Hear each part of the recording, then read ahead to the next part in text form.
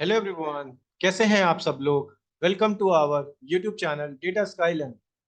इससे पिछली वाली वीडियो में हमने सीखा था ग्रेडियंट बूस्टिंग के बारे में, जिसमें हमने इसकी इम्प्लीमेंटेशन और इंट्यूशन को समझा था।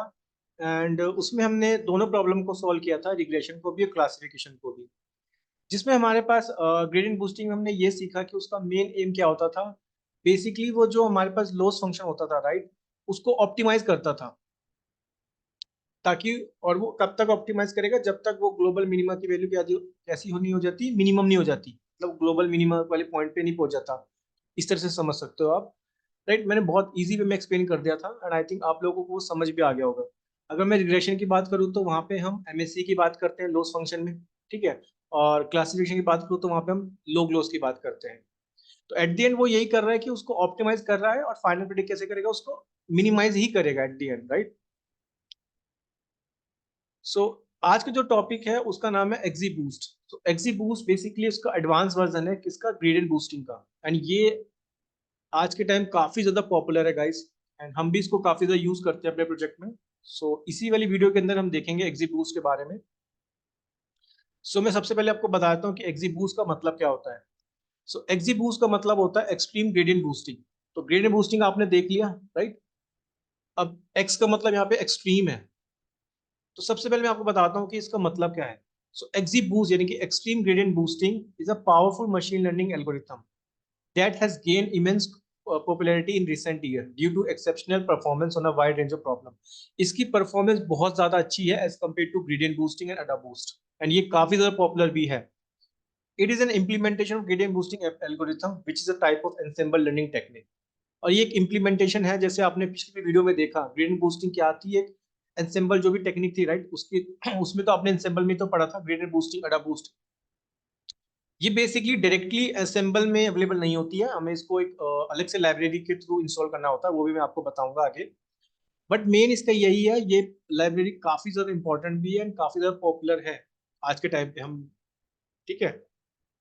सो मैं आपको बता रहा था। एंड अब सेकंड वाली लाइन देखो तो XGBoost a popular machine learning algorithm known for its efficiency and performance in classification regression task. तो इससे भी हम दोनों प्रॉब्लम को सॉल्व कर सकते हैं, अदर क्लासिफिकेशन प्रॉब्लम और रिग्रेशन प्रॉब्लम, ठीक है। बट मेन यही है इसकी कि भाई इसकी जो ये एक तो एफिशिएंसी को काफी ज्यादा इंप्रूव करता है और परफॉर्मेंस को भी, जो भी हम प्रिडिक्टिव मॉडल बनाएंगे। यही इसका सबसे अच्छा बेनिफिट है फॉर यूजिंग एक्जीबूस्ट, ठीक है। सबसे पहले मैं इसका ना मेन इंट्यूशन बता देता हूँ। सेम इंट्यूशन है बट थोड़ा यहाँ पे पॉइंट्स अलग होंगे। तो सबसे पहले आपको याद है हम एक बेस मॉडल बनाया था, इनिशियल मॉडल, राइट, जिसमें हम पहले बनाएंगे we always we start with weak learners, right. Execute start with weak learners which could be a decision tree in a single node, right. आपको पता है वीक लर्नर कैसे बनाएंगे, उसमें एक डिसीजन स्टम्प्स होती है, यानी कि ऐसी डिसीजन ट्री जिसकी डेप्थ वैल्यू 1 होगी, यानी कि जिसको एक ही बार स्प्लिट किया होगा। This initial tree simply predict the average price. जैसे लेट्स सपोज मैं रिग्रेशन प्रॉब्लम ले रहा हूँ, राइट, तो मैंने बोल दिया वहां पे वो उसका मीन निकाल लेगा, राइट। इस तरह से समझ सकते हो आप। अब ऑब्वियसली वीक लर्नर में कुछ ना कुछ एरर होंगे, राइट, उस एरर को हम कैलकुलेट करेंगे, ठीक है। जो भी प्रिडिक्टिव प्राइस और एक्चुअल प्राइस से एरर आप कैलकुलेट कर लोगे, ठीक है। अब क्या होगा, उस एरर को करेक्ट कैसे करेंगे। अब एरर आपने वीक लर्नर को भी ट्रेन कर दिया, राइट, आपने एरर भी फाइंड आउट कर लिया। अब हमें एग्जीक्यूशन में थर्ड स्टेप क्या होता है, उस एरर को हमें क्या करना है, करेक्ट करना है, ताकि जो सेकंड वीक लर्नर हो, ठीक है, उसको वो रिजोल्व कर सके, यानी कि उसको करेक्ट कर सके जो प्रॉब्लम फर्स्ट वीक लर्नर में थी, राइट। तो इसके लिए हम करेंगे क्या, डिसीजन ट्री करता क्या है, सॉरी, एग्जीक्यूट करता क्या है, एक नया डिसीजन ट्री बनाएगा उस एरर को रिजोल्व करने के लिए। बेसिकली वो पैटर्न फाइंड आउट करेगा कि कहाँ पे ट्री ना मिस हो रहा है, या फिर कहाँ पे वो एरर हमें आ रहा है, या फिर किसकी वजह से एरर आ रहा है, ठीक है। इस तरह से वो एक डिसीजन ट्री बनाएगा, उसके पैटर्न को समझेगा, राइट। अब बेसिकली ये लिखे मैंने, this tree is fitted on the errors residual from the previous prediction. यहाँ पे रेसिड्यूल्स मतलब ये समझो कि जो भी आपकी प्रिडिक्टेड वैल्यू आई, राइट, उनकी वो एरर कैसे और जो ट्रू वैल्यू थी उसके बीच का डिफरेंस निकालेगा। अब बेसिकली अब कुछ एरर थे, राइट, प्रिडिक्टेड वैल्यू पहले गलत आ रही होगी, तो अब क्या करेगा, उसकी वैल्यू को सही करेगा, यानी कि प्रिडिक्शन की वैल्यू को अपडेट करेगा, ठीक है। और वो कैसे करेगा, जब एक असेंबल टेक्स्ट, सॉरी, एक वीक लर्नर ने सेकंड वीक लर्नर ने पहले वाले की प्रॉब्लम को सॉल्व करेंगे, पहले वाले एरर को सॉल्व किया, सिमिलरली ऐसे कंबाइन कर देंगे हमें, ठीक है। और ताकि हमें एक स्ट्रॉन्ग लर्नर मिल जाए, राइट। वही सब मैंने स्टेप लिखा है कि हम 2 से 4 तक रिपीट करेंगे, ठीक है।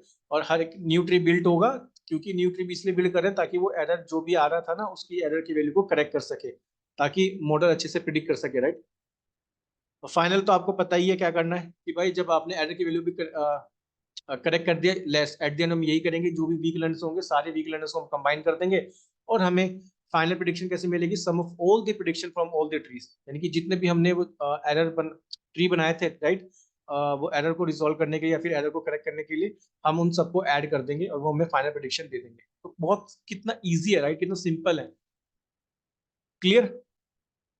सो एक बार मैं रीड करूं, the gradient in XGBoost refer to the gradient of a loss function. तो ग्रेडियंट क्या मतलब होता है एक्जीबूस्ट के अंदर? ग्रेडियंट का मतलब सिंपल होता है लॉस फंक्शन, बेसिकली जिसको हम ऑप्टिमाइज करते हैं, राइट, और वो आइटरेटिवली चलता है तब तक जब तक वो ग्लोबल मिनिमम रीच नहीं कर जाता, राइट, जब तक वो मिनिमम वैल्यू नहीं आ जाती हमारे पास। तो by iteratively fitting new trees to the gradient to the loss function, XGBoost improve the model with each iteration. XGBoost का यही काम है कि भाई वो लॉस फंक्शन को ऑप्टिमाइज तो करेगा, लेकिन हर एक आइटरेशन में क्या करता है, मॉडल की परफॉर्मेंस को इंप्रूव करता है। ये इसका सबसे बड़ा बेनिफिट है और दैट्स वाई हम भी इसको काफी ज्यादा यूज करते हैं अपने प्रोजेक्ट में। So in summary XGBoost build and ensemble weak learners. वही है कि जहाँ पे वीक लर्नर जो होंगे यानी कि डिसीजन ट्री होंगे उसको सीक्वेंशियल मैनर में होंगे, और वहाँ पे हम करेंगे क्या, हर एक न्यू ट्री बनाएंगे ताकि वो एरर को हम रिजोल्व कर सकें, ठीक है, उसको करेक्ट कर सकें। फिर जैसे वो करेक्ट होंगे, क्योंकि ऑब्वियसली प्रीवियस लर्नर से आपने कुछ ना कुछ एरर मिलेगा, राइट, फिर जैसे वो करेक्ट करेंगे उसको कंबाइन कर देंगे और this iterative process allow XGBoost to create a powerful predictive model. और इसकी हेल्प से हम क्या कर सकते हैं, पावरफुल प्रेडिक्टिव मॉडल बना सकते हैं। तो देखो मैंने बहुत इजी वे में ना यहाँ पे लिखा हुआ है, आप इसको रीड भी करोगे ना, आपको बहुत एक एक लाइन रीड करते रहोगे, आपको मीनिंग क्लियर होता रहेगा, अच्छा हम ये कर रहे हैं इसके अंदर, ठीक है, क्लियर। क्योंकि मैंने बोला था ना, अगर आपने बूस्टिंग का मतलब इजी वे में समझ लेना, आपको तीनों एल्गोरिथम समझ आ जाएगी, एक्जी बूस्ट, अडा बूस्ट और ग्रेडियंट बूस्टिंग, ठीक है। तो ग्रेडियंट और अडा बूस्ट तो बाय डिफॉल्ट असेंबल टेक्निक के अंदर होती है, मतलब उसके अंदर अवेलेबल होती है, बट एक्जी बूस्ट नहीं होती है। एक्जी बूस्ट हमें अलग से करना पड़ता है इसको इंस्टॉल। सो इसलिए आप देख रहे होंगे मैंने यहाँ पे क्या लिखा है, मैंने लिखा है पिप इंस्टॉल एक्जी बूस्ट, ठीक है। तो पिप इंस्टॉल एक्जी बूस्ट लिखा है, देख रहे हो आप, देख रहे होंगे यहाँ पे ये एसक्यूएल के अंदर डायरेक्टली अवेलेबल नहीं है, राइट, क्योंकि एक्सएमएल के अंदर अवेलेबल तो नहीं, तो एसक्यूएल के अंदर भी आप देख रहे होंगे अवेलेबल नहीं है, ठीक है। That's why I have used pip install XGBoost, ठीक है। आपको भी फर्स्ट स्टेप यही करना है, एक्जीबूस्ट से ही पिप इंस्टॉल एक्जीबूस्ट कर लेना, तभी आप इसको एल्गोरिथम को यूज कर पाओगे, यानी कि इसको लाइब्रेरी को यूज कर पाओगे।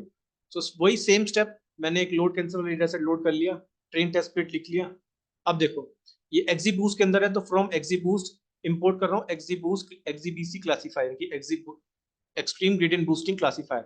सेम आपको करना है रिग्रेसर के केस में, जब आप रिग्रेशन प्रॉब्लम सोल्व करोगे वहां पे आपको रिग्रेसर लेना है।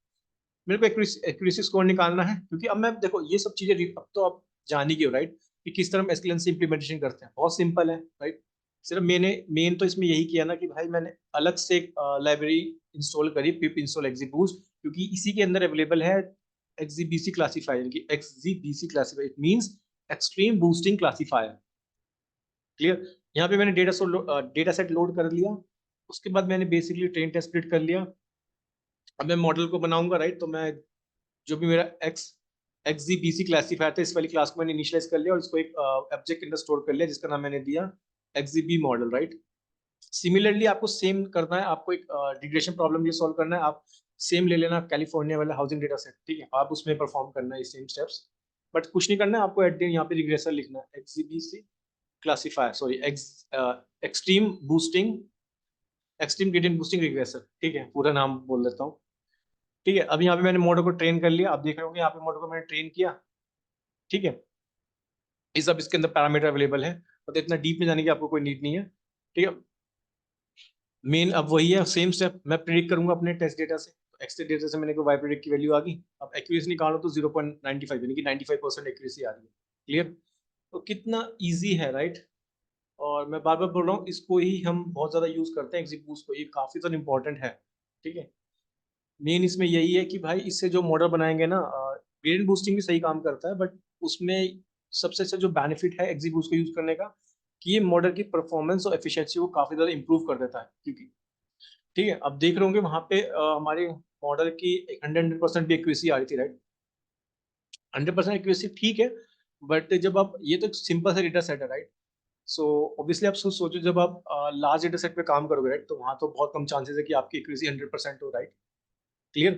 तो ये सब काम पहले से गलत है, ये प्री ट्यूनिंग भी कर देता है, मतलब हाइपर पैरामीटर ट्यूनिंग, जैसे मैंने आपको बताया था ना, पोस्ट ट्यूनिंग, प्री ट्यूनिंग, ये सब ऑटोमेटिकली कर देता है।